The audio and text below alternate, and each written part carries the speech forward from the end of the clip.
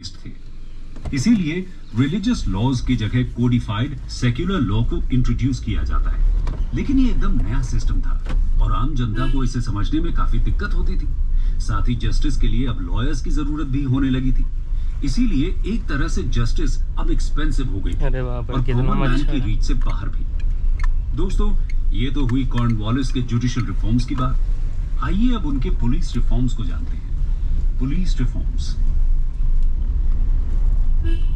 Judicial reforms को supplement करने के लिए पुलिस एडमिनिस्ट्रेशन में भी कुछ इंपॉर्टेंट चेंजेस किए जाते हैं। सबसे पहले तो लॉर्ड कॉर्नवालिस जमींदार्स की पुलिस पावर्स को खत्म कर देते हैं। उनकी जगह अब डिस्ट्रिक्ट पुलिस का कंट्रोल इंग्लिश मैजिस्ट्रेट्स को दिया जाता है।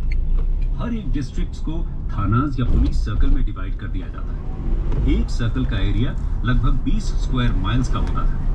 थाने का इंचार्ज इंडियन ऑफिसर के पास होता था, जिसे दारोगा कहते थे, और उन्हें असिस्ट करने के लिए बहुत से कांस्टेबल्स भी होते थे। हम कह सकते हैं कि इंडिया में मॉडर्न पुलिस सिस्टम की शुरुआत यहाँ से होती है। दोस्तों, जुडिशियल और पुलिस रिफॉर्म्स के साथ ही लॉर्ड कॉर्नवालिस अपने एडमिनिस्ट्रेटिव या सर्विस रिफॉर्म्स के लिए भी जाने जाते हैं। उन्हें फादर ऑफ सिविल सर्विसेज भी कहा जाता है। तो चलिए लॉर्ड कॉर्नवालिस के एडमिनिस्ट्रेटिव रिफॉर्म्स को डिस्कस करते हैं।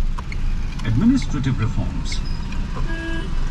कॉर्नवालिस सबसे पहले कंपनी सर्वेंट्स के द्वारा किए जाने वाले प्राइवेट ट्रेड की प्रॉब्लम को सॉल्व करने के लिए स्टेप्स लेते हैं। उनको रियलाइज होता है कि कंपनी के एम्प्लॉइज की सैलरी बहुत कम है और उसको सप्लीमेंट करने के लिए ही वो करप्शन या इलीगल मीन्स का यूज करते हैं। इसलिए वो एम्प्लॉइज की सैलरी रेज करते हैं। इसके साथ ही कॉर्नवालिस कंपनी में नेपोटिज्म और पॉलिटिकल फेवरेटिज्म को भी कम करते हैं। वो मेरिट के बेसिस पे अपॉइंटमेंट स्टार्ट करते हैं। यहाँ तक कि एक बार वो प्रिंसिपल की रिकमेंडेशन को भी मना करते थे। लॉर्ड कॉर्नवालिस इंडिया में सिविल सर्विसेज को कॉवेनेंटेड सिविल सर्विस और अनकॉवेनेंटेड सिविल सर्विस में डिवाइड करते हैं। कॉवेनेंटेड सर्विसेज में इंडियंस को अपॉइंट नहीं किया जाता था। सभी हायर पोस्ट अब सिर्फ यूरोपियंस को दी जाती थी। इंडियंस को सिर्फ क्लार्क और पीएन्स जैसी लोअर पोस्ट ही ऑफर की जाती थी। इससे हमें पता चलता है कि कॉर्नवालिस की पॉलिसी रेसिज्म से प्रभावित थी। लॉर्ड कॉर्नवालिस ही एडमिनिस्ट्रेटिव मशीनरी के यूरोपियनाइजेशन के लिए रिस्पॉन्सिबल थे। यूरोपियनाइजेशन ऑफ एडमिनिस्ट्रेशन। दोस्तों, लॉर्ड कॉर्नवालिस रेशियल डिस्क्रिमिनेशन के सपोर्टर थे। उनके अकॉर्डिंग तो हर एक इंडियन करप्ट था, इसलिए सभी हायर सर्विसेज को वो सिर्फ यूरोपियंस के लिए रिजर्व कर देते थे। कॉवेनेंटेड सर्विसेज के दरवाजे भी उन्होंने ही इंडियंस के लिए बंद कर दिए।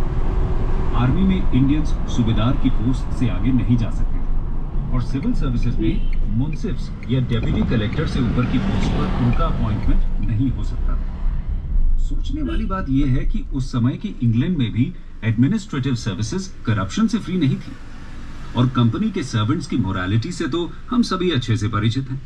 फिर भी कॉर्नवालिस सिर्फ इंडियंस को ही करप्ट कहते हैं। हायर सर्विसेज में ऑनेस्टी को इम्प्रूव करने के लिए तो उन्होंने उनकी सैलरी को इंक्रीज कर दिया था, लेकिन इंडियन एम्प्लॉइज के लिए उन्होंने कभी सेम मेथड अप्लाई करने की कोशिश भी नहीं की। इससे साफ होता है कि लॉर्ड कॉर्नवालिस इंडियंस को लेकर काफी ज्यादा प्रेजुडिस्ड थे।